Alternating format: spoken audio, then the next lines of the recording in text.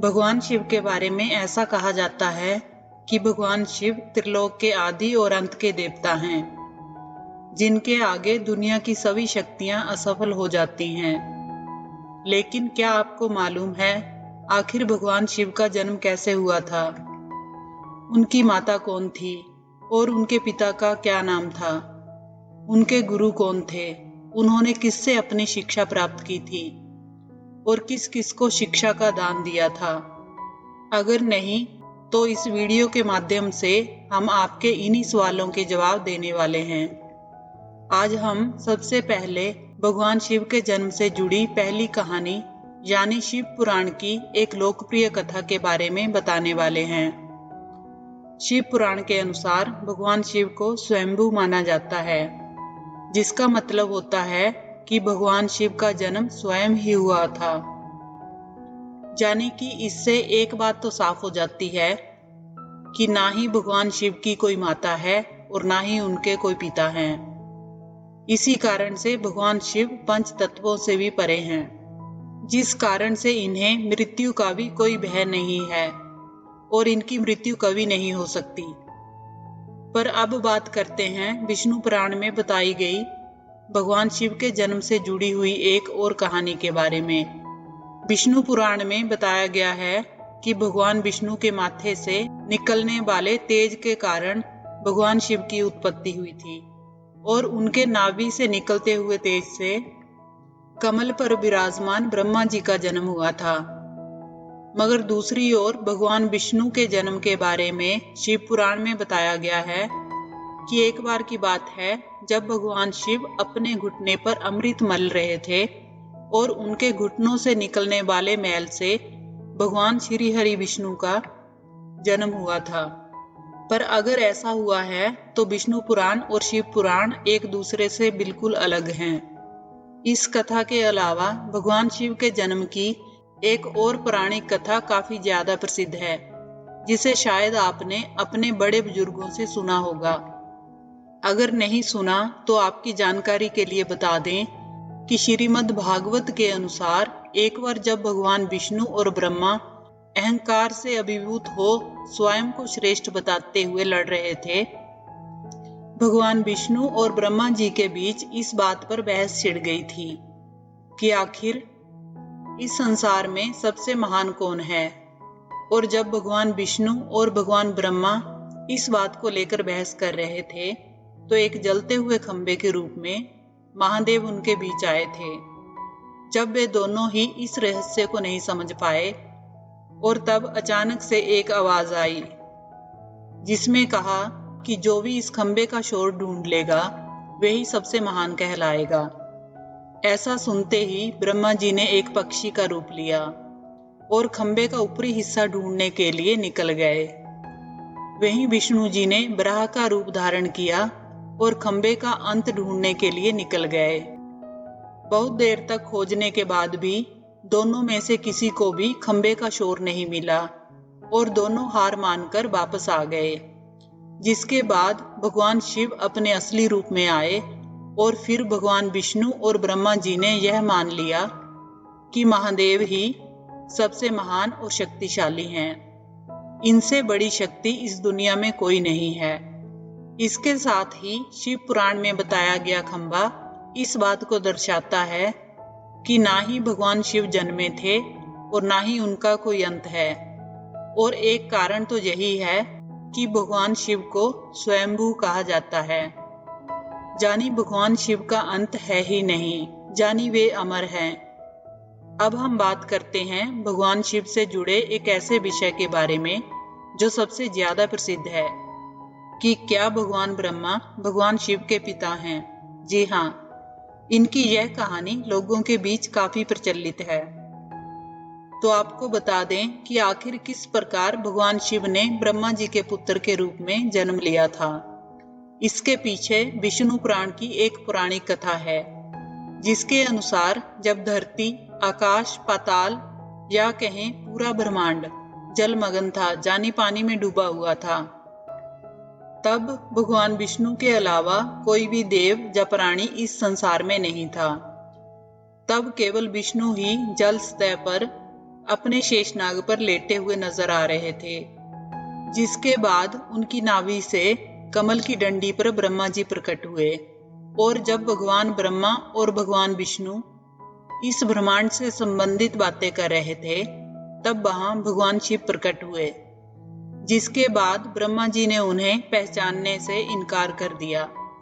इस कारण से भगवान शिव रूठ गए और उनके रूठ जाने के कारण भगवान विष्णु ने उन्हें दिव्य दृष्टि प्रदान कर ब्रह्मा जी को भगवान शिव की याद दिलाई, जिसके बाद भगवान ब्रह्मा को अपनी गलती का एहसास हुआ और भगवान शिव से क्षमा मांगते हुए उन्होंने उनसे अपने पुत्र के रूप में पैदा होने का आशीर्वाद मांगा, जिस कारण से भगवान शिव ने भगवान ब्रह्मा की प्रार्थना को स्वीकार करते हुए उन्हें आशीर्वाद दे दिया। लेकिन इसके बाद जब भगवान ब्रह्मा ने इस सृष्टि की रचना करनी शुरू की, तो उन्हें एक बच्चे की जरूरत पड़ी और तब उन्हें भगवान शिव का आशीर्वाद ध्यान आया, जिसके लिए भगवान ब्रह्मा ने तपस्या की और बालक के रूप में भगवान शिव उनकी गोद में रोते हुए प्रकट हुए। आपको बता दें कि यह भगवान शिव का एकमात्र बाल रूप है। जब ब्रह्मा ने उस बच्चे से रोने का कारण पूछा, तो उसने बड़ी मासूमियत से जवाब दिया कि उसका कोई नाम नहीं है, इसलिए वह रो रहा है। तब भगवान ब्रह्मा ने भगवान शिव का नाम रुद्र रख दिया, जिसका मतलब होता है रोने वाला।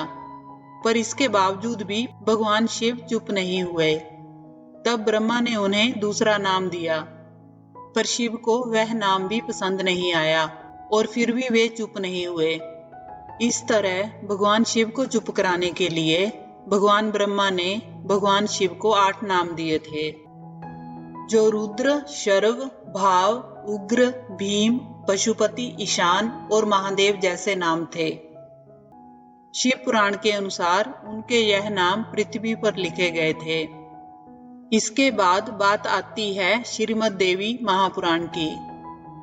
श्रीमद् देवी महापुराण में भगवान शिव की माता और पिता के बारे में बताया गया है। श्रीमद् देवी महापुराण के अनुसार देखा जाए तो एक बार जब भगवान नारद जी ने अपने पिता भगवान ब्रह्मा जी से पूछा कि सृष्टि का निर्माण किसने किया है, साथ ही भगवान विष्णु, भगवान शिव और आपके माता पिता कौन हैं, तब भगवान ब्रह्मा जी ने नारद जी को त्रिदेवों के जन्म के बारे में बताया।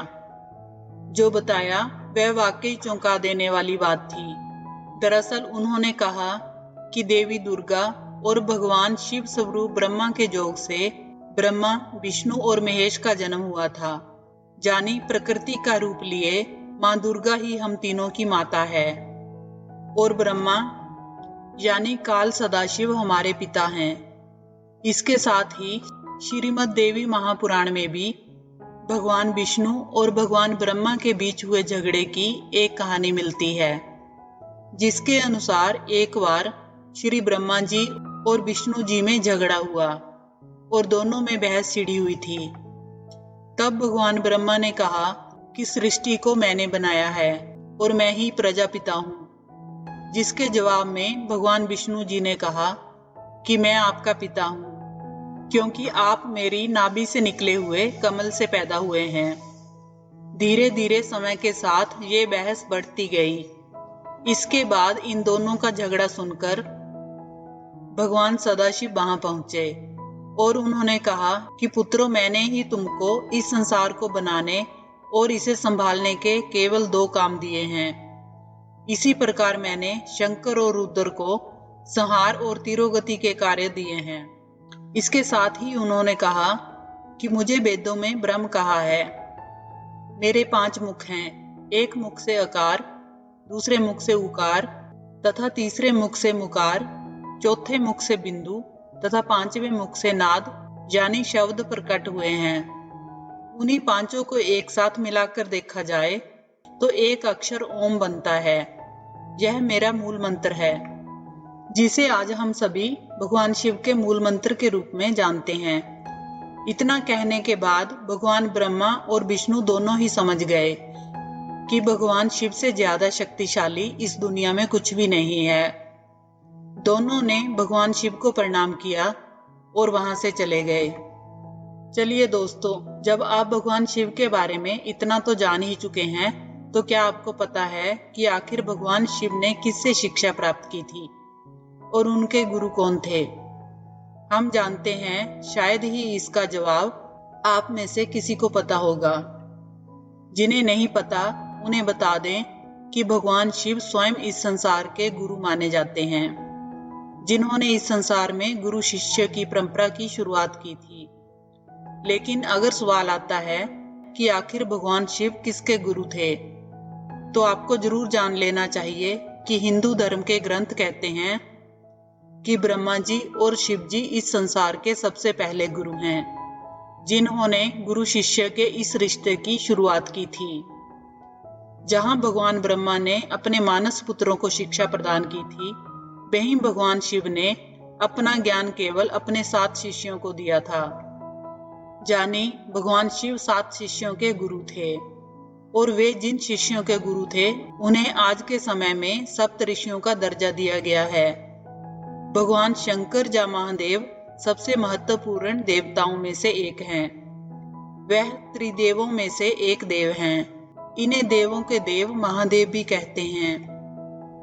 इन्हें भोलेनाथ, शंकर, महेश, रुद्र, नीलकंठ, गंगाधर आदि नामों से भी जाना जाता है।